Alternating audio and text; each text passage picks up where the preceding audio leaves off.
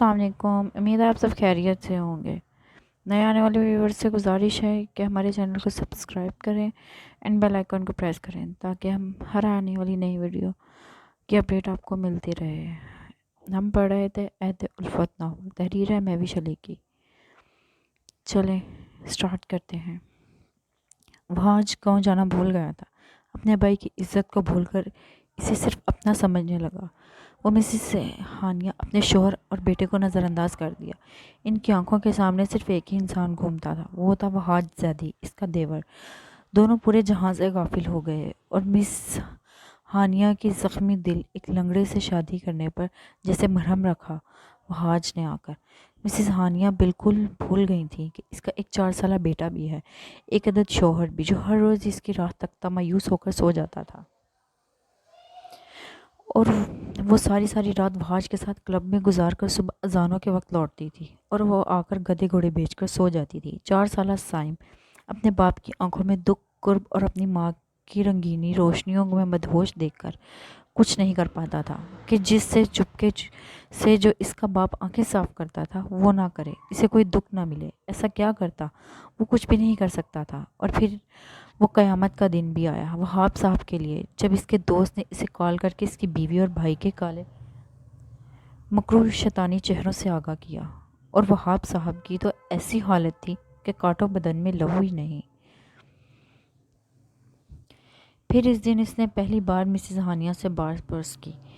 وہ بزنس پارٹیاں اٹینڈ کرنا چھوڑ دے بلکہ اپنے بیٹے کو سنبھالے، وہ خود بزنس سنبھال لیں گے۔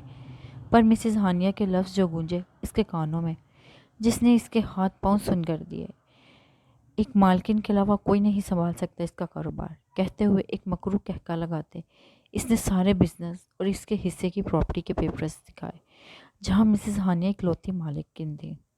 وہ تو چلی گئی وہاب صاحب کو سکتے میں چھوڑ کر، اور اس کے سر پر تو ساتوں آسمان آ گرے۔ پیچھے ایک جوان 4 سالہ بیٹے کے باپ کو، ایک مزدور انسان کو روکتے سسکتے چھوڑ کر۔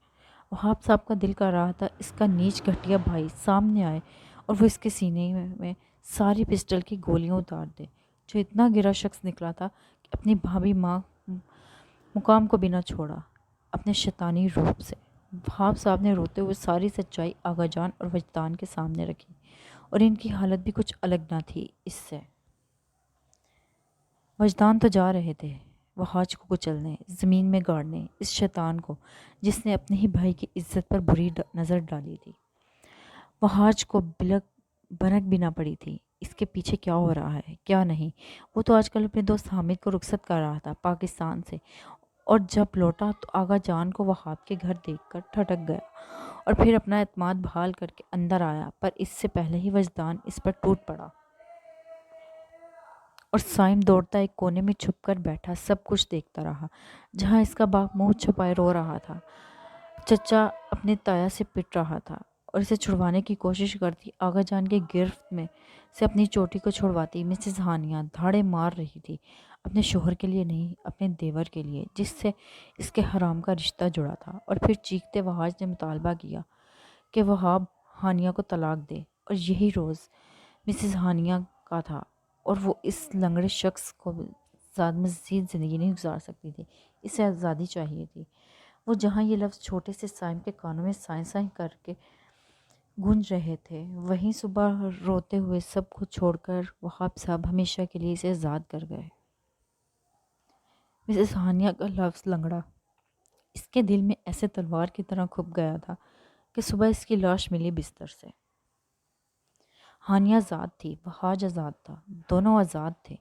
زید خاندان نے انہیں بے دخل کر دیا تھا، ان سے قطع تعلق کر دیا تھا۔ آغا جانی بہت روئیں اپنے بیٹے کی موت پر اور دوسرے بیٹے کی شیطانی صفت پہ کہ ادموئی ہو گئیں۔ مزید صدمہ انہیں تب لگا جب عدت کے وقت ہی ہانیہ مسز وہاج ہانیہ بن گئی۔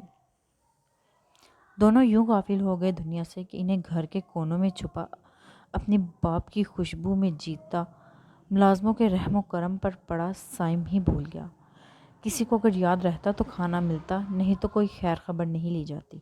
ملازموں کی جب اپنی مالکن سے بے عزتی ہوتی تو اس معصوم پر غصہ نکالتے اور اسے ذرا سی بات پر بری طرح پیٹ دیتے کہ وہ باہری دنیا سے ڈرنے لگا تھا۔ لوگوں سے ڈرنے لگا تھا، اپنی ماں چچا سے ڈرنے لگا تھا جنہوں نے اس کے باپ کو مارا تھا۔ ہاں، دونوں قاتل تھے اس کے باپ کے۔ حویلی میں اپنا جوان بیٹا گوا کر کیسے اس کی نشانی کی یاد تک نہ آئی۔ ماں اپنے نئے شوہر کے ساتھ دن رات گھر سے غائب تھی۔ پیچھے زہریلی سوچوں کے بیچ پلتا وہ سائم زیدی ایک الگ ہی راہ کا مسافر ہو گیا تھا۔ اس کی نظر میں ہر عورت مسز ہانیہ جیسی تھی۔ اسے عورت ذات سے نفرت تھی، اسے اپنی ماں چچا سے نفرت تھی، اسے تو دنیا کے ہر مکروہ چہرے سے نفرت تھی۔ وہ چہرہ جس میں وہ دولت اور ہوس کی پیاس دیکھتا تھا، اس کا دل کرتا تھا اسے اپنے پاؤں تلے کچل دے، پر وہ کیوں ایسی نہیں تھی؟ نہیں، وہ ایسی ہی تھی، پر چھپی ہوئی تھی، اپنی ماں کی طرح، جس طرح اس نے اپنے باپ کو پھنسایا تھا، پہلے معصوم پاک باز بن کر، پھر شادی کے بعد اپنا روپ دکھایا تھا، ویسی ہی وہ ہوگی۔ وہ ضرور دیکھے گا، اپنی آنکھوں سے اسے بدلتا، اور تب اس کا یقین پختہ ہوگا، اس کی نفرت کو منزل ملے گی۔ صرف ایک بار وہ سامنے تو آئے اپنے روپ کے ساتھ، جسے چھپائے بیٹھی تھی، تقوی بن کر دنیا کو بیوقوف بنا رہی تھی۔ وہ ضرور وہاب بنے گا، پر موت کو گلے لگانے والا نہیں، اس عورت کو اپنی اوقات دکھانے والا وہاب، کیونکہ وہ لنگڑا نہیں تھا، ایک برا انسان تھا، اور جس طرح ہانیہ کا انتخاب لنگڑے سے وہاج تک گیا، ویسے ہی وہ جانتا تھا اس کا انتخاب برے سائم سے جا کر اچھے انسان بھیس میں دو شیطان صفت پھر آمنے سامنے آئیں گے۔ پر وہ نہیں جانتا تھا شیطان کبھی جیتتا نہیں ہے، اس کے منہ پر دھول ہے، شکست کی دھول، لعنت ہے۔ آپ ایسے کیسے واپس آئے؟ وہ غصے سے سرخ آنکھیں لے کر آغا جان کے روم میں آیا۔ اس کی دھاڑ پر وجدان صاحب اور رضا بھی بھاگ کر پیچھے آئے۔ اپنے خیالوں سے چونکتے آغا جان نے نظریں اٹھائیں، اور سامنے اپنے بیٹے کا خون کم اس عورت کی کوکھ کا بیٹا دیکھ کر وہ بلبلا اٹھے۔ چٹاخ! ایک زوردار تھپڑ اچانک ہی سائم کے گال پر پڑا۔ چٹاخ! پھر دوسرا تھپڑ۔ تم نہیں ہو سائم، تم اس عورت کی کوکھ ہو، اس گندی عورت کی، جو عورت ذات پر دھبا ہے۔ تم اس کی کوکھ ہو، جو تم نے ثابت کر دیا۔ خبردار، خبردار جو تم نے اس لڑکی کا نام بھی اپنی گندی زبان سے لیا۔ نہیں ہو لائق تم اس کے، سائم زیدی، تم اس کی جوتی کے لائق بھی نہیں ہو۔ تم کیا اسے پیسے دو گے؟ تم کیوں اسے منہ مانگے پیسے دو گے؟ میں دیتا ہوں تمہیں، جتنا چاہے مانگو، اور دفع کرو اپنی شکل۔ گھن آتی ہے مجھے تم سے، تمہاری ماں سے۔ آغا صاحب واپس سے باہر ہو کر سائم کے کالر سے پکڑ کر دھاڑے تھے۔ اور ہاں، خبردار جو تم نے آج کے بعد اپنے نام کے ساتھ میر وہاب لگایا تو تم وہاج ہو، وہی وہاج جو… انہوں نے جملہ اپنے حلق میں دبا کر سائم کو پیچھے دھکیلا کہ بروقت اسے وجدان صاحب اور رضا نے تھاما۔ سائم سرخ نظروں سے انہیں دیکھ رہے تھے، اور آغا جانی غصے سے کانپتے اپنے شوہر کو۔ میں لائق ہوں یا نہیں، آپ جان لیں، وہ سائم میر وہاب زید کے سوا کسی کی نہیں ہو سکتی آغا جان۔ سائم لفظ چبا چبا کر کہتا۔ آغا جان کو ششدر چھوڑ کر کندھے جھٹک کر اپنے تایا اور رضا کی پکڑ سے خود کو چھڑواتے ایک سرخ غصے بھری نظر ان پر ڈال کر وہاں سے نکل گیا۔ وہیں کھڑی آغا جانی اور ثانیہ بیگم اس کے لفظوں پر ضد جنون دیکھ کر دل تھام گئی۔ وجدان صاحب نے آگے بڑھ کر آغا جان کو اپنا سہارا دیا، ہمیشہ کی طرح۔ حویلی سے کیا، وہ تو زید پور گاؤں کی حدود چھوڑ چکا تھا، اور شہر کی حدود میں داخل ہوتے اور اس نے گاڑی اپنے فلائٹ پہ روکی۔ نہ اس کا کوئی موڈ تھا ہانیہ وہاج کو دیکھنے کا، نہ ہی اس کی بکواس سننے کا۔ کتنے دنوں سے آتی لیلا اپنے دوستوں کی کالز بھی وہ مسلسل نظر انداز کرتا آ رہا تھا۔ اس نے ٹیبل کے دراز سے سگریٹ کا پیکٹ نکال کر بالکنی میں آ گیا، اور سیاہ آسمان پر چمکتے چاند کو دیکھتے وہ سگریٹ کے گہرے کش لینے لگا۔ وہ 2 دفعہ اسے تھپڑ مار چکی تھی، سائم زیدی کو، جس کے اشارے پہ لڑکیاں اپنی جان دینے کے لیے تیار رہتی تھیں۔ اس پہ وہ معمولی لڑکی 2 دفعہ اپنی انگلیوں کی چاپ چھوڑ چکی تھی، اور وہ کچھ بھی نہیں کر پا رہا تھا، کچھ برا نہیں کر پا رہا تھا۔ اس کا پتہ نہیں کیا تھا، وہ جب بھی اسے سبق سکھانے کا سوچتا تھا کچھ نہ کچھ بیچ میں آ جاتا تھا اور اس کے ارادوں پر پانی پھیر جاتا. اسے مسلسل رد کرتی آ رہی تھی. کیا نہیں تھا اس کے پاس؟ دولت، شہرت، ڈیشنگ پرسنالٹی. پھر کچھ کیوں وہ بھاگ رہی تھی؟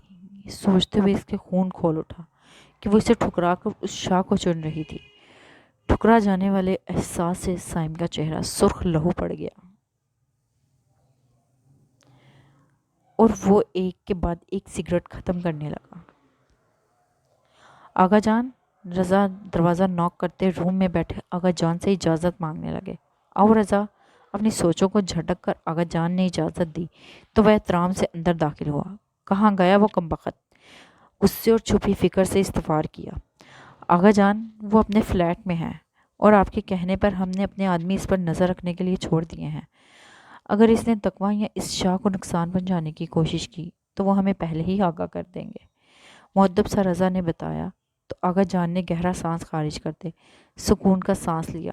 ٹھیک ہے، اس پہ کڑی نظر رکھو، کوئی الٹی سیدھی حرکت نہ کرے. اور اب جاؤ. آغا جان نے حکم دیتے کہا تو رضا سر ہلا کر انہیں مطمئن رہنے کا کہتے اپنے روم میں چلے گئے. اور آغا جان سوچ رہے تھے کہ کیا کریں جو ان کا پوتا سیدھی نیک راہ پر آ جائے. ایک امید تھی، وہ بھی ڈوب گئی تھی. اب اتنے مطلبی نہیں تھے کہ اپنے مطلب کے لیے اس لڑکی کے ساتھ ہوئے ظلم کو بھلا کر اپنے اس بگڑے پوتے سے باندھ دے. کاش وہاب میرے بچے تم اس عورت کے جال میں نہ پھنسے ہوتے تو آج میرا پوتا ٹھیک ہوتا، نیک راہ کا مسافر ہوتا. ایک درد بھری آہ نکلی ان کے منہ سے اور پاس پڑی اپنی بیگم کو دیکھا جو غصے سے ان سے ناراض ہو کر سو گئی تھی. انہیں سمجھ نہیں آ رہی تھی کہ اپنے پوتے کی خوشی کے لیے کسی کی زندگی نہیں برباد کر سکتے. جب جب وہ آنکھیں مونتی تو ہڑبڑا کر اٹھ بیٹھتی. وہ ماتھے پہ پسینہ صاف کرتی کیونکہ جب وہ آنکھیں بند کر رہی تھی تب وہ سرخ نیلی غصے بھری آنکھیں اچانک سے آ جاتی اور وہ خوفزدہ کر جاتی. وہ بہادر تھی، ہاں وہ بہادر ہے، پر اس شخص کا کیا کرتی جس نے پہلی بار اسے خوف کا ذائقہ چکھایا تھا؟ سائم زیدی. کیا تھا یہ شخص؟ کون تھا؟ اس کے اپنے گاؤں کا سائم زید، میر وہاب کا بیٹا. وہ کیوں اس کا دشمن بن بیٹھا تھا؟ کیا بگاڑا تھا اس کا؟ یہ کہ وہ اس سے منہ نہیں لگا رہی تھی، سب لڑکیوں کی طرح وہ اس کے آگے پیچھے نہیں ہو رہی تھی، اس کے قیمتی تحفے نہیں وصول کر رہی تھی. کیا کرتی وہ ایسی تھی ہی نہیں. لازمی نہیں ہر لڑکی ایسی ہو. کیا اس کی نظر میں کوئی اچھی لڑکی نہیں؟ سبھی ایک جیسی لگتی ہیں. میرا دل کر رہا ہے سائم زیدی کہ تم جیسے بھٹکے ہوئے مسافر کو راہ راست پر لاؤں، تمہیں گمراہی سے نکال کر روشنی میں لاؤں، تمہیں حقیقت دکھاؤں، عورتوں کا درجہ دکھاؤں، تمہیں بتاؤں کہ جن عورتوں کو تم بے مول کر رہے ہو حقیقت میں ان کا درجہ کیا ہے. وہ سوچتے ہوئے بالکنی میں آئی اور سیاہ آسمان کو دیکھتی مزید سوچوں کی گہرائی میں اترنے لگی. اس سے زیادہ غلطی تمہاری بھی نہیں. اگر ہر لڑکی تمہارے منہ پر ایسے ہی ٹھوکر مار کے تو شاید تم گمراہ نہ ہوتے جتنا اس وقت اندھیرے میں ہو. تمہیں صرف ہاتھ پکڑ کر راہ پر لانے کی ضرورت ہے. میں اللہ سے دعا کروں گی اللہ تمہیں ایک نیک اچھی عورت کا ساتھ نصیب کرے جو تمہاری ہر غلط سوچ کو رد کر دے اور تمہیں ٹھیک راستے پر لائے. وہ مسکرائی اور آمین کہنے لگی. اللہ، آپ بھی سوچ رہے ہوں گے نا کہ اس شخص سے اتنا کچھ کیا پھر بھی اس کے لیے دعا کر رہی ہوں. تو کیا کروں؟ آپ نے بنایا ہی ایسا ہے. میں اسے معاف تو نہیں کروں گی، ہاں اسے صحیح راہ پر آنے کی دعا ضرور کروں گی جو آپ نے قبول کرنی ہے. اسے احساس ہوا کہ وہ کتنا غلط کر رہا ہے، پھر وہ خود ٹھیک ہو جائے گا اور مجھ سے اچھے نیک انسان کے روپ میں معافی مانگے گا تو میں معاف کر دوں گی، پرامس. اور اوپر آسمان کو دیکھتی اللہ سے باتیں کر رہی تھی اور جواب اسے اپنے دل سے مل رہے تھے. کیا تم اسے معاف کر دو گی؟ دل سے سوال اٹھا اور وہ مسکرائی. ہاں کر دوں گی، بشرط یہ کہ وہ ایک اچھا انسان بن کر مجھ سے معافی مانگے. نہ بھی مانگے، بس میں اس کی آنکھوں میں معافی کے تاثرات ہوں. وہ شرمندہ ہو کر اپنے کیے پر بس. وہ مسکراتی گویا ہوئی اور کچھ دیر چمکتے چاند کو دیکھتے واپس روم میں آئی اور بسترے پر لیٹ کر آنکھیں موندی. کچھ خود سے باتیں کرنے کے بعد اس نیلی آنکھوں والے کا ڈر اب کہیں دور بھاگ گیا تھا۔ اس کی جگہ پرسکون نیند تھی۔ حیدر کا وہ کیا کہتی، وہ تو تھا ہی مسٹر پرفیکٹ۔ پھپھو کو بھی وہ بہت پسند آیا۔ تصویر میں ہی ایک صوبہ اچھا شخص تھا، پھر کیوں انہیں پسند نہ آتا۔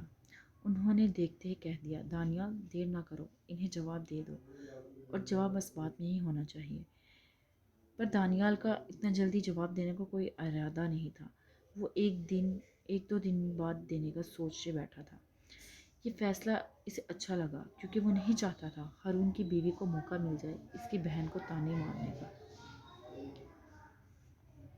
اس کی خوشی کا کوئی ٹھکانہ نہیں تھا جب دانیال کی کال آئی اور انہیں مثبت جواب ملا۔ حامد صاحب کی شرارت بھری نظریں اس کی مسکراہٹ پر جمی تھیں اور حیدر کھل کر کہکے لگا رہا تھا، ہارون تم سے ملنے آنے والا ہے۔ حامد صاحب نے غصہ ضبط کیے بیٹھی مہکار سے کہا، پر میں اس سے کوئی بات نہیں کرنا چاہتی، بول دیں اسے کہ آ رہی ہے لاڈلی یہاں تو اپنا ٹھکانہ بھی یہیں بنا لے۔ وہ چٹک کر کہتی حیدر اور حامد صاحب کو ششتر چھوڑ کر وہاں سے چلی گئی۔ اس کا مطلب کیا تھا ڈیڈ؟ وہ کہنا کیا چاہتی ہے؟ ٹیبل سے اٹھ کر کھڑے ہوئے حیدر نے زور سے ٹیبل پر ہاتھ مارتے دھاڑا کہ سیڑھیاں چڑھتی مہکار ایک پل کے لیے سہم گئی۔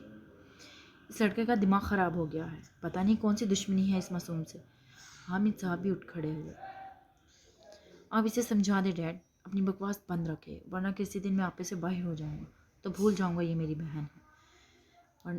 وارن کرتے غیظ و غضب کے تاثرات لیے وہ کوٹ چیئر سے اٹھا کر آفس کے لیے روانہ ہو گئے۔ صبح صبح موڈ کا بیڑا غرق کر دیا تھا۔ کتنا خوش تھا اور اس کی بہن نے ایک پل نہ لگایا اس کی خوشی کو مٹی میں ملاتے۔ سوچتے ہوئے وہ لب بھیج کر گاڑی ڈرائیو کرتا شاہ عمارت کے سامنے رکا۔ گارڈ نے اسے دیکھ کر سلام کیا اور اس کے لیے ڈور اوپن۔ سب کے سلام کا جواب دیتے وہ اپنے آفس میں آئے اور چیئر پر بیٹھ کر غصے سے مٹھیاں بھینچی۔ مہکار کی بات کا مطلب سوچتے اس کی رگیں تن گئیں۔ کتنی گھٹیا سوچ تھی اس کی بہن کی کہ گھن آتی تھی۔ تھینک یو سویرا، رپورٹس لیتے ہوئے مہکار نے سامنے بیٹھی ڈاکٹر کو کہا۔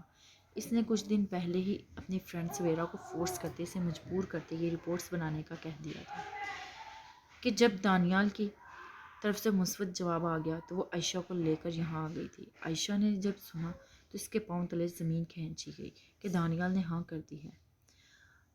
ابھی وہ آپے سے باہر ہو کر تقویٰ کو مارنے کے لیے پہنچتی کہ اس سے پہلے ہی مہکار کی کال آ گئی اور اس نے بتایا کہ رپورٹس تیار ہیں، ہم کل چلیں گے انہیں لینے، تم تیار رہنا۔ تب عائشہ کے سانس میں جیسے سانس آئی اور اس نے مہکار کو کہا کہ اسے یونی سے پک کر لے، اور اب وہ دونوں یہاں ہاسٹل میں موجود تھیں۔ میں یہ کرتی ہوں تو نہیں، مہکار پر تمہاری دوستی نے مجھے مجبور کر دیا ہے۔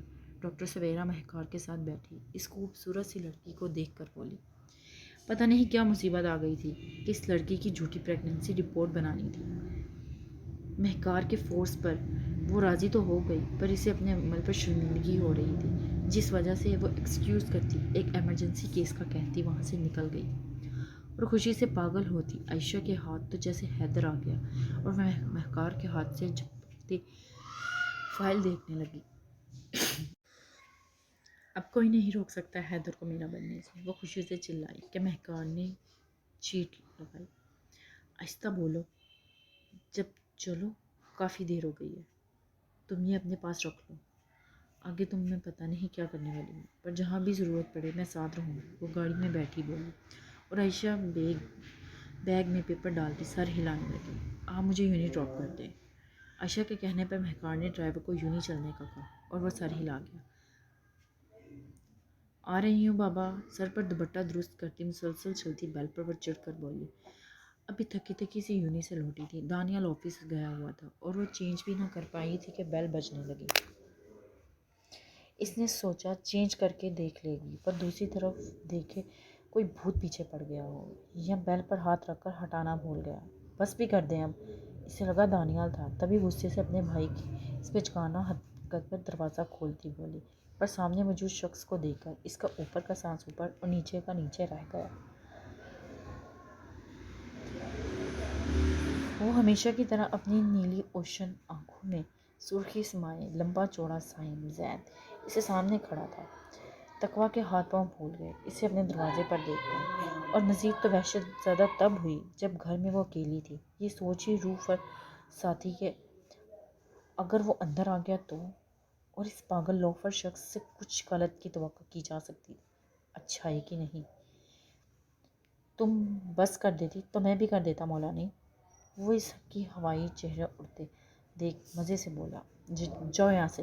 وہ خوفزدہ ہوتی دروازہ بند کرنے لگی کہ بیچ میں ہی ایک دم سائم نے اپنا پاؤں بیچ میں رکھ دیا اور اس کی کوشش ناکام کر دی، اور اسے سمجھنے کا موقع دیے بغیر اندر داخل ہوتا دروازہ بند کر چکا تھا۔ اس کے گھر کا ایڈریس اسے سیف نے دیا تھا، اور رہی بات آغا جان کے بھیجے آدمیوں سے جان چھڑوانے کی، تو انہیں بے وقوف بنانا اس کے لیے کوئی بڑی بات نہیں تھی۔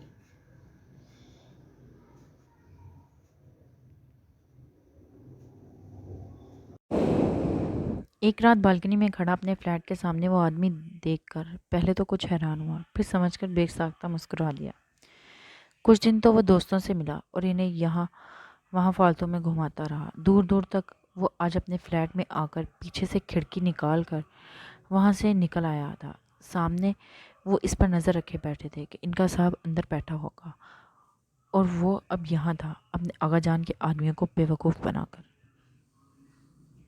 یہ کیا کر رہے ہو؟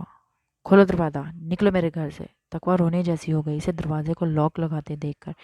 اس کے ہاتھ پاؤں سن پڑ گئے۔ چلا جاؤں گا، کچھ سوال جواب تو ہو جائے مولانی۔ اور کتنے دن ہو گئے تمہیں دیکھے؟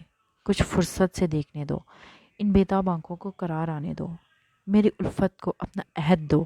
آؤ مل کر عہد الفت کرتے ہیں۔ سائم کے لہجے میں ان دیکھے چھپے سے جذبات نمودار ہوئے کہ جن سے بھی وہ خود بھی ناواقف تھا کہ کیا کہہ رہا ہے۔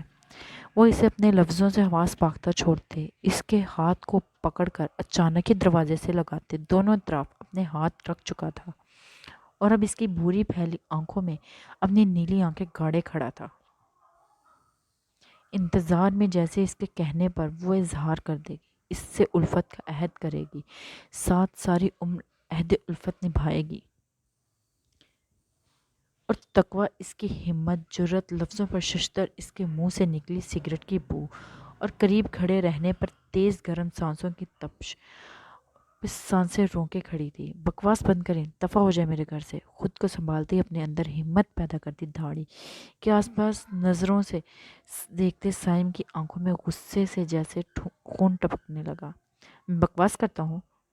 زور سے دروازے پر ہاتھ مارتے اس نے منہ بے گرایا کہ تقویٰ سہم گئی۔ میں بکواس کرتا ہوں؟ میری ہر بات تمہارے لیے بکواس بےہودگی ہے، اور اس کمینے کی ٹھیک شریفوں والی ہے۔ اور کچھ کہے، پیار محبت شرافت لگے، میں کچھ کہوں تو برا کیوں؟ آخر وہ اس کے شانوں کو اپنی سخت گرفت میں دبوچے وہ دھاڑ رہا تھا۔ تم صرف اس وقت خود پہ نظر ثانی کرو، تمہیں تمہارے سوالوں کے جواب مل جائیں گے۔ درد سے وہ ڈبڈبائی نظروں سے دیکھتی وہ کندھے جھٹک کر بولی، مجھے خود پر نظر ڈالنے کی ضرورت نہیں، میں تو ہوں ہی بری ماں کا بیٹا۔ تم صرف یہ سن لو، اگر تم نے اس لڑکے سے شادی کے لیے انکار نہیں کیا تو… اس نے اس کے شانوں کو چھوڑ کر ایک ہاتھ واپس دروازے پر ٹکا کر دوسرے سے پیچھے سے گن نکالی کہ اسے دیکھ کر تقویٰ ہکا بکا رہ گئی۔ سائیں؟ خوف سے اس کے منہ سے بے ساختہ نکلا کہ سائم نے مسکراتی نظر اس کے زرد پڑتے چہرے پر ڈالی۔ سائیں کی جان، یہ تمہارے لیے نہیں، یہ تمہارے بھائی کے لیے ہے۔ اگر تم نے انکار نہ بھیجا اس لڑکے کو، اور آغا جان کو یہ نہ کہا کہ تم صرف سائیں میر وہاب زید کی دلہن بنو گی، صرف میری، سائم زید کی، تمہارے لائق ہوں میں، ہوں نہیں، تو اس کی جو ساری گولیاں ہوں گی وہ اس شخص کے سینے میں جائیں گی کہ نہ ساری زندگی تم سکھ سے جیو گی، نہ ہی وہ کمینہ۔ وہ بے حسی سے کہتا گن کو اس کے گال پر رکھ کر اس کی پھٹی پھٹی آنکھوں کو دیکھنے لگا۔ تقویٰ کے آنکھوں سے آنسو پھسل کر گالوں پر گرا اور وہ سسکیاں دباتی سے دیکھنے لگی، بے بسی بے یقینی سے۔ وہ اتنا کیسے گر سکتا تھا؟ وہ ایسا سوچ بھی کیسے سکتا تھا؟ اس قدر وہ گمراہ تھا کہ انسان کی جان لینے کے در پہ آ گیا تھا۔ میں نہیں بے وقوف بننے والا، اس مگرمچھ کے آنسو سے، اسے اتنے دانت پیستے کیا ہے؟ گن کے منہ سے اس کے گالوں سے آنسو چنے اور تقویٰ کو کباتی اس کے سار میں سانسیں روکے کھڑی تھی۔ ان مگرمچھ کے آنسوؤں نے دنیا لوٹی ہے پر سائم زید کو نہیں لوٹ سکتی مولانی، وہ غصے سے کہہ رہا تھا اور وہ سن رہی تھی خاموشی سے۔ 2 دن، صرف 2 دن ہے تمہارے پاس، ان 2 دنوں میں تمہاری کال آ جانی چاہیے حویلی، ورنہ وہ جھک کر اس کے کان میں سرگوشی کرتے بولا کہ اس کی ریڑھ کی ہڈی میں سنسنی سی سرد لہر دوڑ گئی۔ کہاں وہ لڑکوں سے اتنے فاصلے پر رہتی تھی اور کہاں یہ شخص اس کے اتنے قریب کھڑا تھا کہ اس کے منہ سے نگلتی سگریٹ کی بو، سانسوں کی تپش وہ اپنے چہرے پر محسوس کر رہی تھی۔ قیامت ہی تو تھی اس کے لیے، کوئی غیر مرد اس کے اتنے قریب کھڑا تھا، اس کے بھائی کی غیر موجودگی میں جیسے چاہے اسے توڑ سکتا تھا، اس پر شیطان غالب بھی آ سکتا تھا۔ چلتا ہوں، اگر 2 منٹ مزید کھڑا رہا تو تم مولانی اس دنیا سے ہی فوت ہو جاؤ گی۔ تمسخرے سے میری نظر اس پر ڈال کر وہ دور ہوا اور اپنی گن پیچھے لگائی۔ غور کرنا بھائی چاہیے یا وہ کمینہ، اس کا گال تھپ تھپا کر کہا اور تقویٰ نے نفرت سے اس کا ہاتھ جھٹکا۔ سائم ہنس پڑا اور اس کے بھاگ کر روم میں بند ہو جانے پر ایک سرسری نظر گھر پر ڈال کر دروازہ لاک کرتا وہاں سے نکلا اور گاڑی میں بیٹھ کر اپنے فلیٹ پہ پہنچا، جہاں سیف اور جنید کے ساتھ لیلا موجود تھی۔ اسے اندر داخل ہوتے دیکھ وہ بے تابی سے اس کی جانب لپکی۔ سائم کہاں تھے اتنے دن؟ نہ کال اٹینڈ کر رہے ہیں نہ میسج کا رپلائی دے رہے تھے، اب تو تمہارے موبائل ہی آف ہے، مطلب حد ہے، تمہیں میری کوئی فکر ہی نہیں۔ اور وہاں وہ لاڈ غصے سے پوچھ رہی تھی کہ خوف سے سنتے سائم نے قدم آگے بڑھا دیے۔ یہ لو پکڑو اور اسے شاپنگ کرواؤ۔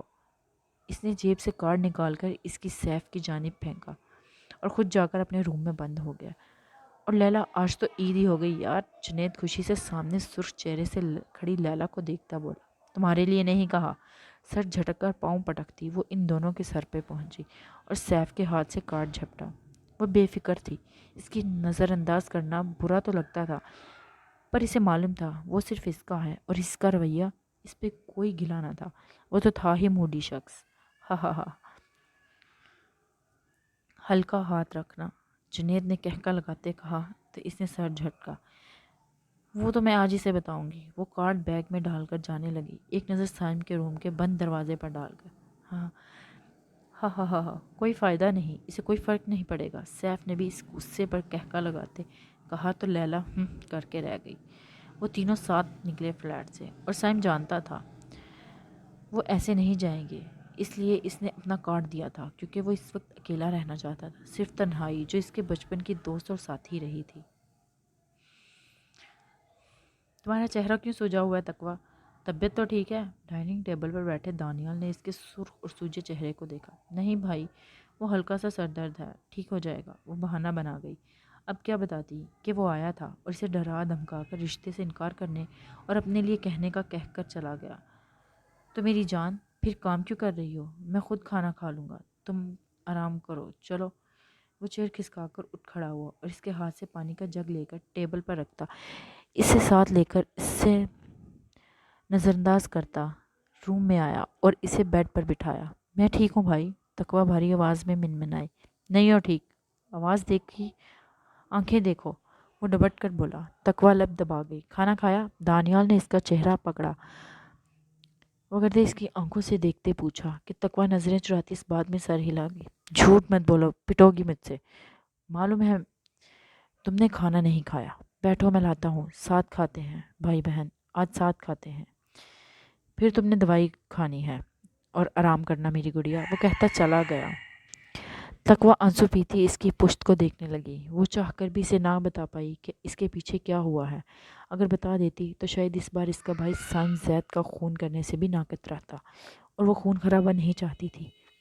میں کیا کروں؟ وہ سسک اٹھی، کچھ سمجھ نہیں آ رہا تھا کیا کرے۔ ایک طرف بھائی کی محبت، دوسری طرف اس شخص کی چاہت، تیسری طرف وہ ضدی انسان جو قدم قدم پر اس کے لیے کانٹے بچھا رہا تھا۔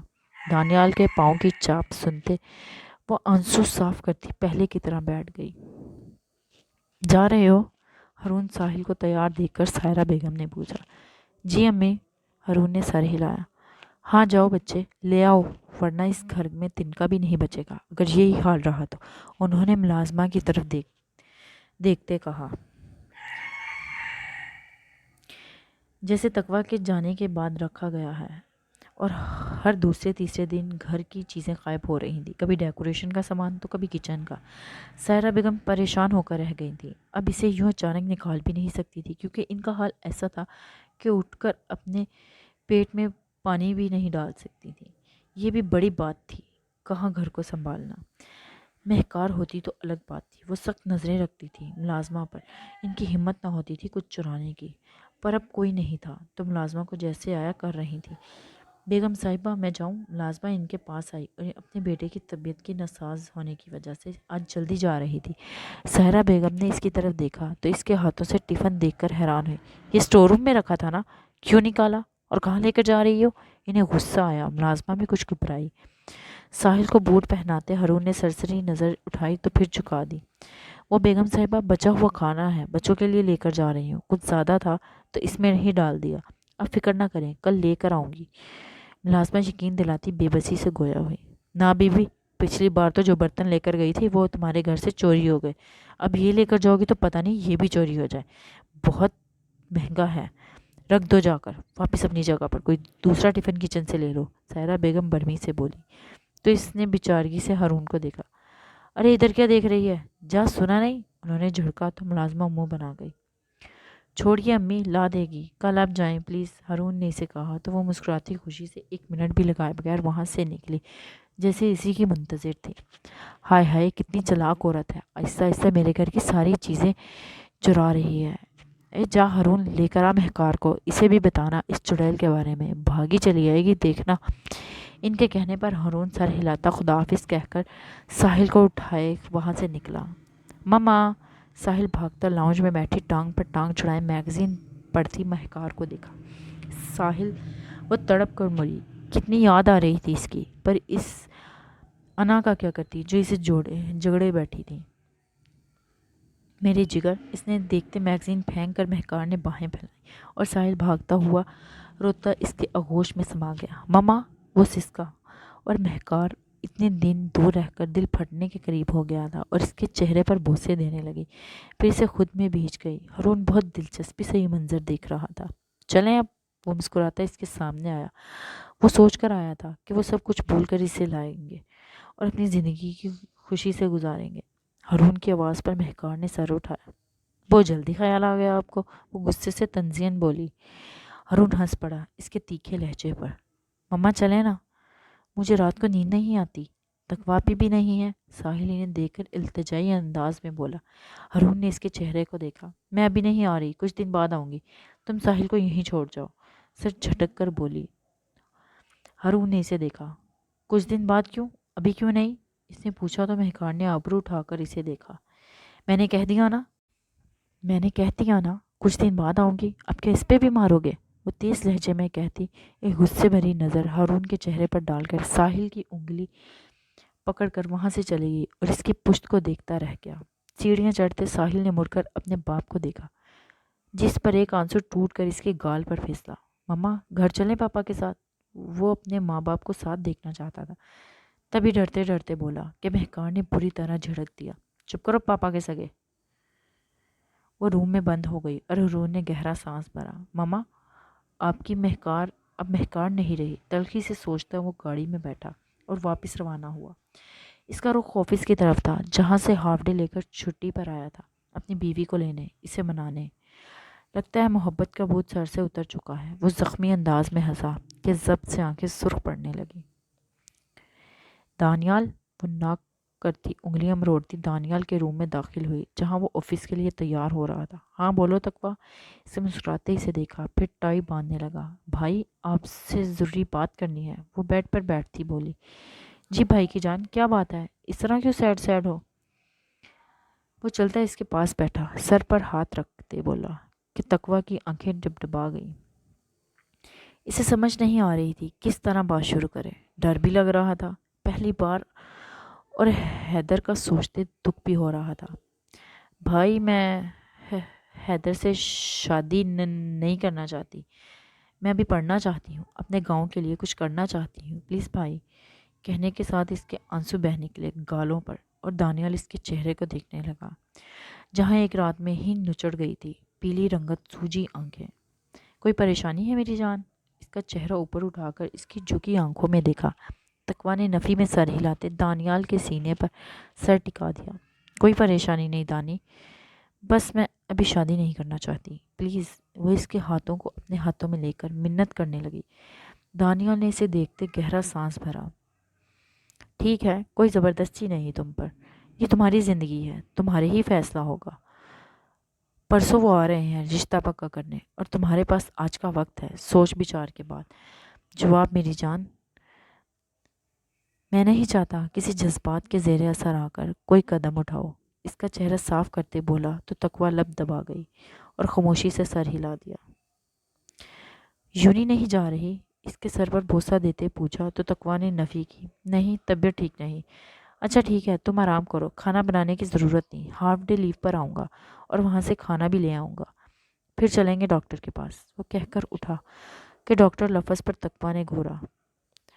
خبردار جو کچھ کہا۔ اس نے پہلے ہی وارن کیا اور بریف کیس اٹھایا۔ اس کے روم سے نکلتے پیچھے تقویٰ بھی آئی اور خدا حافظ کہتے دروازہ بند کیا اور اس سے پیٹ لگا کر کھڑی ہو گئی۔ دانیال کے لہجے سے لگ رہا تھا اسے حیدر بہت پسند آیا تھا، پر وہ کیا کرتی اس پاگل لڑکے کا، اس لوفر گنڈے کا، جو اس کے گاؤں کا ہو کر بھی اس کا دشمن بن بیٹھا تھا۔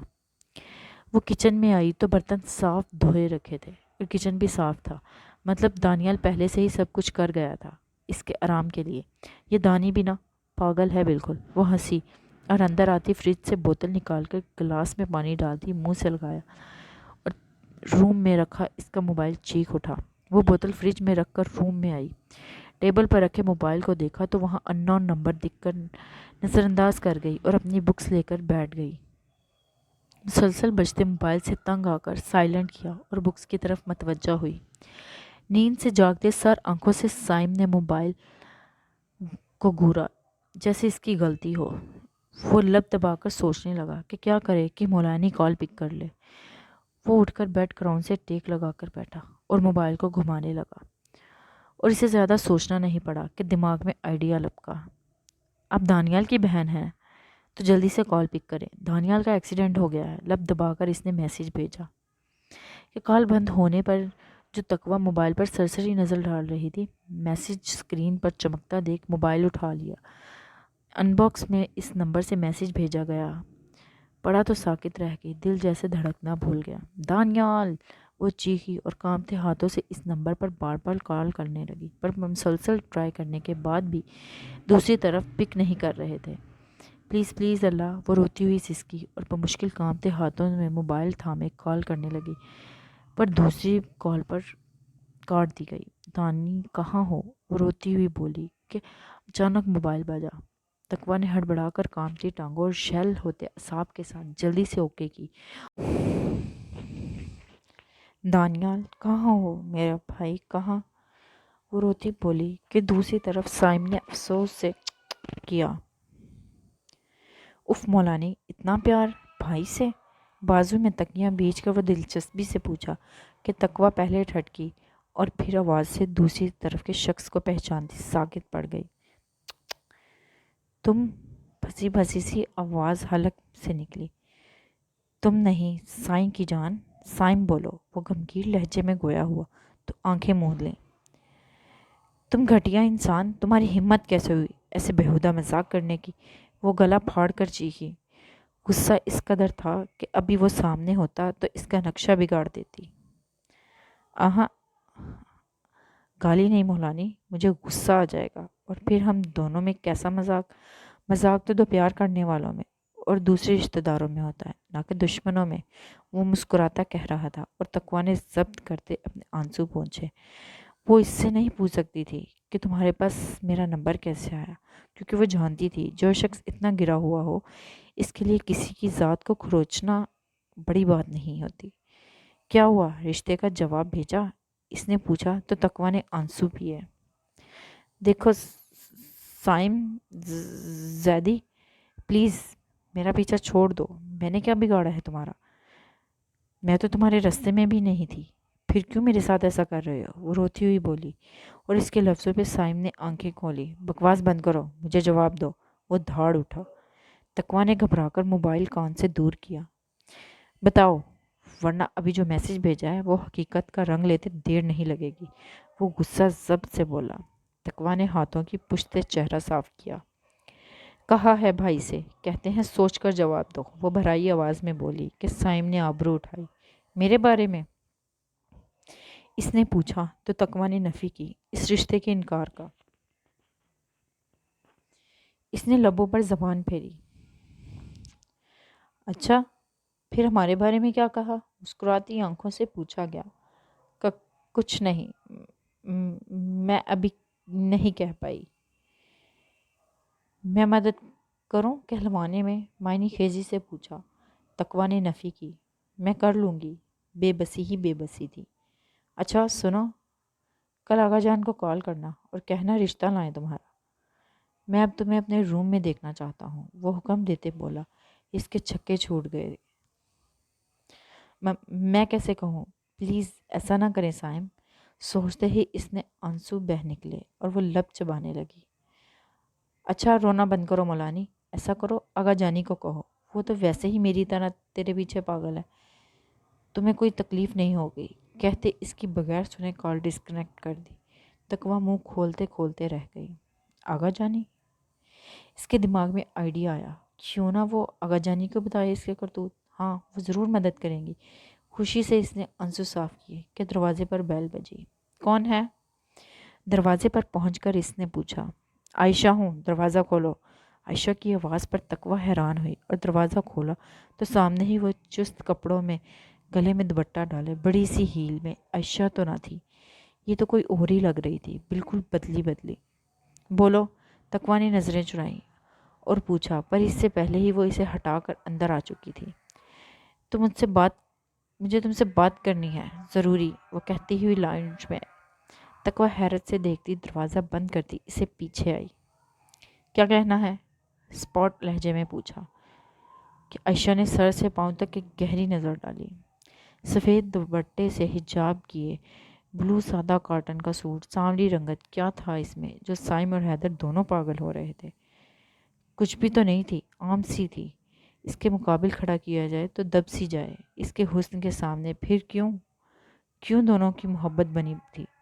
سوچتے ہوئے اس کے اندر آگ بھڑکنے لگی اور وہ دانت پیس کر ایک نظر تقویٰ پر ڈالتی رپورٹ نکالنے لگی۔ تم حیدر کے رشتے سے انکار کر دو۔ رپورٹ ہاتھ میں تھامے وہ تقویٰ کی آنکھوں میں دیکھتی بولی۔ تقویٰ الجھ کر اسے دیکھنے لگی۔ کہیں سائم نے تو نہیں بھیجا اسے؟ اس نے دل میں خیال آیا۔ وہ گھبرا کر رہ گئی اندر سے، البتہ سامنے وہ مضبوط بنی تھی اس کے سامنے۔ کیوں کروں رشتے سے انکار؟ تقویٰ نے آبرو اچکا کر پوچھا تو عائشہ نے اس کی ادا کو دیکھا۔ پہلی بار وہ اس طرح کوئی ادا دکھا رہی تھی۔ یہ اسے ماننا پڑا کہ اس کی آنکھیں خوبصورت تھی، بھوری آنکھوں پر خمدار گھنی سیاہ پلکیں جن میں اس قدر کشش تھی کہ عائشہ دیکھتی رہ گئی۔ وہ جلدی اس کے سامنے آئی اور آنکھوں میں آنکھیں ڈالتی بولی، کیونکہ ہماری دوستی اب صرف دوستی تک نہیں رہی، میں اور حیدر دوستی کے رشتے سے آگے بڑھ چکے ہیں۔ میں اس کے بچے کی ماں بننے والی ہوں۔ اس کی تو کہتے ہوئے روح نہ کانپی، پر سامنے کھڑی تقویٰ زلزلوں کی زد میں تھی۔ اس کا دماغ معاف ہونے لگا اور وہ پھٹی پھٹی آنکھوں سے عائشہ کے چہرے کو دیکھنے لگی۔ بول دو کہ تم یہ جھوٹ کہہ رہی ہو عائشہ۔ آنسو پھسل کر تقویٰ کے گال پر گرے اور عائشہ اسے دیکھنے لگی۔ دکھ ہو رہا ہے نا سن کر کہ حیدر اصل میں مجھ سے پیار کرتا ہے، تم سے صرف ٹائم پاس کر رہا تھا۔ وہ تمسخرے سے بھری نظروں سے کہتی کہکا لگا اٹھی کہ تقویٰ کے منہ سے سسکی نکلی۔ تم پاگل ہو بے وقوف لڑکی، کب میں حیدر سے پیار کرتی ہوں؟ کیوں کیا تم نے ایسا؟ مجھے شرم آ رہی ہے تمہیں اپنی دوست تصور کر کے۔ I hate you Ayesha, I hate you. Taqwa روتی ہوئی اسے شانوں سے پکڑ کر جھنجھوڑ کر دھاڑی۔ بند کرو بکواس، جانتی ہوں تمہیں میسنی ہو بالکل، اندر کچھ اور باہر کچھ۔ ابھی تمہیں یہی کم کھائے جا رہا ہے۔ حیدر مجھ سے اتنا پیار کیسے کرنے لگا؟ دیکھو اسے، دیکھو اور جل مرو۔ وہ سامنے رپورٹ کرتی اسے پیچھے دھکا دے کر بولی تو تقویٰ ٹھٹک گئی اور اسے دیکھتی رپورٹس کو دیکھنے لگی۔ وہ اپنی ہچکیاں دباتے کانپتا ہاتھ بڑھایا ہی تھا، کب سے کھڑا ضبط کیے وہ وجود عائشہ کی باتیں سنتا ایک دم آگے بڑھا اور تقویٰ کے لینے سے پہلے ہی خود عائشہ کے ہاتھ سے جھپٹ لیے اور رپورٹ ان پر اپنی سرخ انگارہ آنکھیں ڈال کر حرف حرف پڑھتے اس کا چہرہ سرخ پڑ گیا۔ دانیال تقویٰ اپنے بھائی کے ہاتھ میں عائشہ کی رپورٹس دیکھ کر بڑبڑا گئی۔ سامنے کھڑی عائشہ تو اس کا یہ حال تھا کاٹو بدن میں لہو نہیں۔ اس نے تو سوچا تھا تقویٰ کو دکھا کر وہ رپورٹس چلا دے گی اور کسی کو کانوں کان خبر بھی نہیں ہوگی، اس کا کام بھی ہو جائے گا۔ جب تقویٰ انہیں دیکھ کر حیدر کے رشتے کے لیے انکار بھیج دے گی اور جب وہ پیچھے ہٹ جائے گی تب اس کا رستہ صاف ہو جائے گا اور حیدر ایک ہو جائیں گے، اسے دولت بھی مل جائے گی، پھر اسے کیا چاہیے ہوگا؟ اس کے ماں باپ دیکھ کر اس کے نصیب پر فخر کرتے پھریں گے۔ یہ کیا؟ اس نے عائشہ کے سامنے رپورٹس اور حسین مگر بدصورت چہرے پر نظر ڈالتا ایک نظر اس کے سراپے پر ڈالی جہاں چست جین شارٹ شرٹ کے جسم کے خد و خال اس کی رسی جیسا دوپٹہ چھپانے میں ناکام تھا۔ ایک تو وہ انتہا کی حسین تھی، نازک گڑیا جیسی، اوپر سے ایسا چست ڈریس پہن کر باہر چلتی وہ کتنوں کی سوچوں کو بہکا دیتی ہوگی۔ ایسی ہی لڑکیوں کی وجہ سے تو شریف لڑکیوں پر زندگی عذاب ہو رہی تھی، گھر سے نکلے تو کتے پیچھے بھونکتے تھے۔ کس وجہ سے؟ ایسی لڑکیوں کی وجہ سے جو اپنی نفس کی غلامی میں اندھی ہو جاتی ہیں اور اپنا برا بھلا بھول کر اپنے جسم کی نمائش کرواتی ہیں، لڑکوں سے دوستیاں بڑھاتی ہیں، اب سب کو ایک ہی ترازو میں تولتے ہیں، ہر لڑکی ایک جیسی ہوگی، پر یہ بھول جاتے ہیں 5 انگلیاں برابر نہیں ہوتی۔ دانیال کی سرخ انگارہ برستی نظروں کو دیکھتی عائشہ نے تھوک نکلا۔ پر وہ کیوں ڈر رہی ہے؟ یہ کون سا اس کا باپ تھا؟ یہ تو بہت اچھا ہو جائے کہ اسے بھی معلوم ہو جائے۔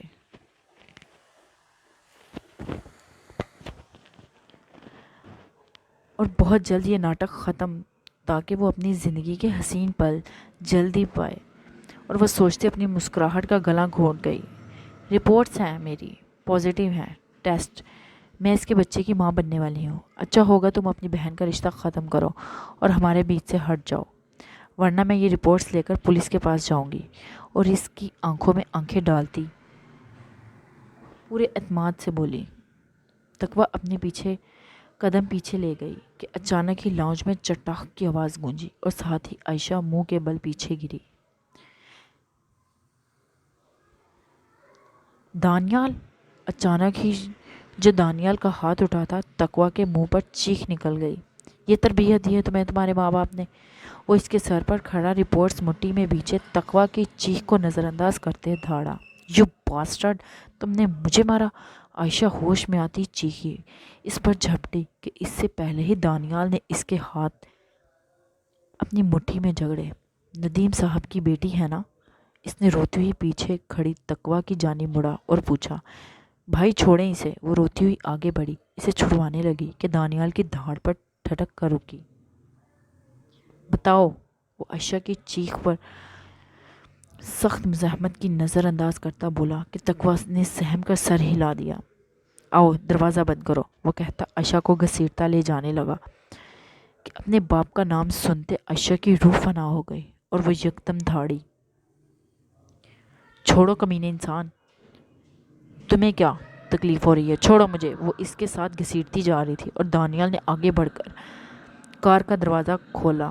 کھولتے ہی اسے اندر فرنٹ سیٹ پر دھکیلا۔ وہ آفس پہنچا تو اسے ایک دوست کو کال کرنی تھی، ضروری موبائل کے لیے جیب میں ہاتھ ڈالا تو موبائل نہیں تھا۔ تبھی اسے یاد آیا کہ وہ تو گھر چھوڑ آیا اور میٹنگ کے لیے کلائنٹ کال بھی کرنے والا تھا۔ اسے تبھی باس ایکسکیوز کرتا موبائل لینے آ گیا۔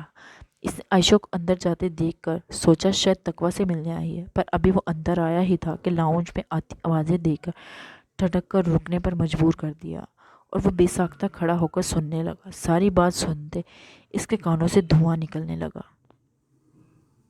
وہ اسے اچھی طرح جانتا تھا، اس کے باپ سے بھی دعا سلام تھی جب وہ ہارون سے ملنے جاتا تھا۔ اتنے اچھے آدمی کی بیٹی کے منہ سے نکلے لفظ ششدر کر گئے تھے۔ میں عورت کو اپنی اوقات میں رکھنے والا آدمی ہوں اور اب تو میں تمہاری اوقات دکھاؤں گا۔ وہ اسے لے کر اس کے باپ کے پاس جانے والا تھا اور اس کی بیٹی کے کرتوت دکھانے والا تھا کہ وہ کیسے اس کے گھر میں آ کر اپنی غلیظ وجود کے ساتھ داخل ہوئی تھی، اس کے معصوم بہن سے کیا کہہ رہی تھی۔ عائشہ سن بیٹھی، اس کے شفقت والے چہرے کی جگہ آج جلال روپ دیکھ رہی تھی۔ پلیز پلیز ایسا مت کرے دانیال بھائی پلیز، وہ ہاتھ جوڑتی گڑگڑانے لگی کہ دانیال صرف ایک نفرت بھری نظر ڈال کر رہ گیا اور گاڑی سیدھا گلی میں داخل کرتے اس کے گھر کے سامنے روکی کہ عائشہ پھٹی پھٹی آنکھوں سے اسے دیکھتی گھر میں داخل ہوتے اپنے باپ کو دیکھنے لگی۔ اس کا جسم سن پڑ گیا، وہ سسکیاں دبانے کی کوشش میں منہ پر ہاتھ رکھا۔ ارے دانیال بیٹا تم یہاں کیسے؟ وہ کار سے نکل کر باہر آیا۔ ندیم صاحب جو اپنے گھر کے سامنے رکتی کار کو دیکھ کر رک گئے تھے، اس میں دانیال کو باہر نکلتے دیکھ خوشی سے بولے کہ دانیال کو بے ساختہ ان کے شفقت بھرے انسان پر ترس آیا۔ جی انکل کچھ کام سے آیا ہوں، اندر چل کر بات کریں، وہ کہتا اندر گھر کی طرف اشارہ کرنے لگا۔ ہاں کیوں نہیں، آؤ۔ وہ اسے اندر آنے کی جگہ دینے لگا اور دانیال مشکل مسکراتا مڑا۔ باہر آؤ، وہ غصے سے بولا۔ ندیم صاحب حیرت سے اسے دیکھنے لگے کہ کس سے کہہ رہا تھا، اتنے غصے میں کون ہے کار میں؟ پر انہیں زیادہ دیر انتظار نہیں کرنا پڑا، جھکی نظروں سے عائشہ اب کی بار ندیم صاحب کو حیرت کا جھٹکا لگا۔ وہ بے یقینی سے اپنی بیٹی کو دانیال کی گاڑی سے نکلتے دیکھنے لگے۔ آئیے آپ، دانیال ندیم صاحب سے کہہ کر اندر داخل ہوئے، جہاں چھوٹے سے مگر خوبصورت لاؤنج میں چارپائی پہ بیٹھی عشرت بیگم سلائی مشین سامنے رکھے کوئی شرٹ سلائی کر رہی تھی۔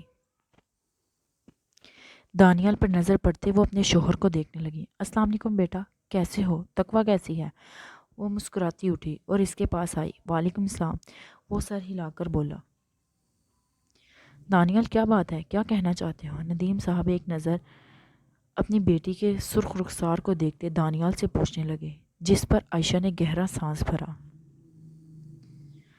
اب یہاں تک آ گئے ہو تو کامیابی کو چھو ہی لو۔ اس کے اندر سے آواز آئی اور وہ خود ہی ہمت جمع کرنے لگی اپنے ڈیڈ کے سوال جواب کے لیے۔ دانیال نے ایک نظر عائشہ کو دیکھا جو اب آنسو صاف کرتے ہر پرسکون کھڑی تھی۔ مطلب اس انجام سے ڈر نہیں لگ رہا تھا، کس مٹی کی بنی تھی یہ لڑکی؟ انہیں بے ساختہ گھن آنے لگی اس سے۔ وہ بغیر ہچکچاہے رپورٹس آگے کی۔ وہ گھر میں بے سکونی سے یہاں وہاں چکر کاٹ رہی تھی۔ پتہ نہیں کیا حال ہوگا عائشہ کا، وہ سوچتے ہی جھرجھری لے اٹھی، کیونکہ وہ اسے جانتی تھی جیسا اس نے قدم اٹھایا تھا انجام اتنا ہی خوفناک دل دہلا دینے والا ہوتا۔ بھائی آپ کو ایسا نہیں کرنا چاہیے تھا، پتہ نہیں کیا گزرے گی ندیم انکل اور عشرت بیگم پر، وہ سوچتی ہاتھ مروڑنے لگی کہ ایک خیال آتے وہ بھاگ کر روم میں آئی اور دھڑکتے دل کے ساتھ موبائل اٹھایا۔ اف میرے پاس تو اس کا نمبر نہیں، وہ سوچتے مایوس ہوئی۔ بھائی کا انتظار کرتی ہوئی پتہ نہیں کیا کرنے گے، وہ موبائل واپس رکھ کر لب چبانے لگی۔ کہاں تھے تم اتنے دن؟ سائم کو گھر میں داخل ہوتے دیکھ مسز ہانیہ غصے سے پوچھنے لگی۔ سائم ناگوار نظر ان پر ڈالی۔ دماغ مت کھاؤ، وہ بولا۔ دماغ کھانے کی چیز نہیں، وہ منہ بنا کر بولی۔ سائم غصے بھری نظر ان پر ڈال کر آگے بڑھا کہ پیچھے ان کے لفظوں نے اس کے قدم روکے۔ میں تمہارے لیے لیلا کو مانگنے والی ہوں اور تمہیں پہلے ہی انفارم کر رہی ہوں، پھر مت کہنا نہیں بتایا، وہ بولی تو سائم نے مسخرے سے آبرو اٹھائی اور انہیں دیکھا۔ یہ کیا ہے؟ ندیم صاحب نے لیتے ہوئے دانیال سے پوچھا اور عشرت بیگم نے حیرت سے گنگ اپنی بیٹی کی روئی روئی سرخ آنکھیں اور گال سے نازک سے گال پر انگلیوں کے نشان دیکھتے دل تھام گئی۔ یہ کس نے مارا تمہیں عاشی؟ ماں کا کلیجہ دکھنے لگا، تڑپ کر بولی۔ بھلا جوان بیٹی کی ایسی حالت ہو تو کون سی ماں چپ کر کے دیکھے گی؟ اس ماں کا تو کلیجہ پھٹ جاتا ہے جب اپنے بچے پر آنچ آتی ہے، اور یہاں تو اس کی بیٹی روئی روئی کھڑی تھی، ثبوت اس کے چہرے پر انگلیوں کے نشان تھے۔ امی، عائشہ اپنی ماں کو پکارا۔ آپ کی بیٹی ماں بننے والی ہے اور یہ میرے گھر آ کر میری بہن کو کہتی ہے کہ اس کا حیدر شاہ سے رشتہ دوستی سے بہت آگے نکل گیا ہے، لہٰذا وہ حیدر شاہ کے رشتے سے انکار کر دے کیونکہ وہ اس سے شادی کر کے ماں کے عہدے پر فائز ہونے والی ہے۔ دانیال نے بغیر لگی لپٹی رکھے سیدھے اور صاف لہجے میں ایک نفرت بھری نظر عائشہ پر ڈال کر دونوں کو سن کر دیا۔ ندیم صاحب نے پاگلوں کی طرح ایک نظر اپنی بیٹی کو دیکھا، پھر اپنے ہاتھوں میں موجود صفات کو دیکھا جہاں ان کی محبت کا صلہ تھا، جسے پڑھتے ہوئے ان کے ہاتھ سے چھوٹ گئے اور ان کا سر شرمندگی سے جھک گیا۔ عشرت بیگم گنگ تھی، کبھی اپنے شوہر کو دیکھتی تو کبھی سامنے کھڑی اپنی بیٹی کو۔ یہ کیا بکواس کر رہے ہو؟ ہوش میں تو ہو لڑکے؟ وہ دھاڑی دانیال پر جو ندیم صاحب کو دیکھ رہا تھا۔ کیا یہ سچ ہے؟ پھنسی پھنسی سی آواز ندیم صاحب کے حلق سے برآمد ہوئی۔ عشرت بیگم جو خونخوار نظروں سے دانیال کو دیکھ رہی تھی جھٹکے سے اپنے شوہر کو دیکھنے لگی۔ کیسی باتیں کر رہے ہیں آپ؟ اس لڑکے پر یقین کر رہے ہیں؟ کل کیا ہوئے پر آپ کو اپنی بیٹی پر بھروسہ نہیں؟ وہ چلتی اس کے پاس آئی اور ان کے کانپتے بازوؤں کو تھام کر بولی، معاف کیجیے گا، میں بھی ایک بہن کا بھائی ہوں۔ دانیال کو اس ماں پر افسوس ہوا جو اس قدر اپنی اولاد پر یقین تھا کہ دیکھتے بھی نہیں مان رہی تھی یا جان کر سچ کو جھٹلا رہی تھی۔ روتی ہوئی عائشہ نے سر جھکا لیا۔ منزل اتنی قریب تھی اور حسین زندگی منتظر، پر اپنے ماں باپ کا کیا کرتی جنہیں ایسے دیکھ کر اسے اچھا بھی نہیں لگ رہا تھا۔ اگر ابھی انکار کر دیا تو پھر کبھی ویسی زندگی نہیں مل پائے گی جو حیدر کے ساتھ مل سکتی تھی۔ اگر ہاں کر دیا تو اس کی شادی حیدر سے ہو جائے گی اور وہ سب کچھ ملے گا جو اسے چاہیے، ایک پرفیکٹ زندگی، سب کچھ ہوگا جو وہ چاہتی تھی۔ پھر کیا چاہیے؟ اور اس کے بعد وہ اپنے ماں باپ کو بھی منا لے گی۔ ظاہر ہے کب تک ایک ماں باپ اپنی اولاد سے ناراض رہ سکتے ہیں؟ وہ دل ہی دل میں سوچنے لگی اور جواب دینے کے لیے اپنے اندر ہمت جمع کرنے لگی۔ کیا یہ سچ ہے عائشہ؟ اس کی مسلسل خاموشی پر ندیم صاحب اتنی زور سے دھاڑے کہ در و دیوار ہلا کر رکھ دی۔ جی سچ ہے۔ عائشہ اچھل ہی تو پڑی ان کی دھاڑ پر پھر خود کو سنبھالتے نظریں جھکائے اعتراف گناہ کرنے لگی۔ عائشہ؟ عشرت بیگم اس کی جانب مڑی اور ندیم صاحب کا آنسو پھسل کر گال پر گرا۔ دانیال کا دل کیا اسے اتنے کوڑے مارے کہ موت کی بھیک مانگے، پر پھر بھی موت نہ ملے اسے۔ کیا ایسی ہوتی ہے عورت؟ نہیں، ایسی تو نہیں ہوتی۔ عورت تو شرم و حیا، پاکیزگی کا نام ہے، اور یہ تو عورت ذات پر دھبا تھی، ایک غلیظ دھبا۔ ایسی عورت پہ تو ایسے پاک نام رکھ کر ان ناموں کی توہین ہے، پر کیا پتہ ہوتا ہے ماں باپ کو کہ وہ ایسی نکلے گی۔ انہوں نے تو شہزادی کر کے پالا تھا، پلکوں پر بٹھایا تھا رحمت سمجھ کر، پر وہ تو زحمت نکلی۔ دانیال کو اب یہاں اپنا کھڑا رہنا اچھا نہ لگا تو وہ ایک نظر ندیم صاحب کے بھیگے چہرے اور ساکت کھڑی عشرت بیگم پر ڈال کر قہر برساتی نظروں سے عائشہ کو گھورتا وہاں سے نکلا۔ یا اللہ، ایسی اولاد کسی ماں کو مت دینا۔ درد میں ڈوبی ایک آہ سے دونوں ہاتھ اوپر کو بلند کرتے ندیم صاحب کی آواز دروازے پر کھڑے دانیال کے دل کو ٹھیس پہنچاتی اور قدم جیسے زمین نے جگڑ لیے۔ اس کا دل چاہ رہا تھا جا کر اس بدنصیب باپ کو سہارا دے۔ بابا! اچانک ہی دھڑام سے زمین بوس ہوتے ندیم صاحب کو دیکھتے عائشہ کے منہ سے دل خراش چیخ بلند ہوئی۔ ان کے دل سے اٹھتی ٹیسیں پورے وجود میں پھیل گئیں، انہیں سن کرتی زمین بوس ہو گئی۔ صرف ایک آخری نظر اپنی گمسم کھڑی شریک حیات پر ڈالی اور پسینے سے نم وہ آنکھیں موند گئے عائشہ کا چہرہ دیکھنے سے پہلے ہی۔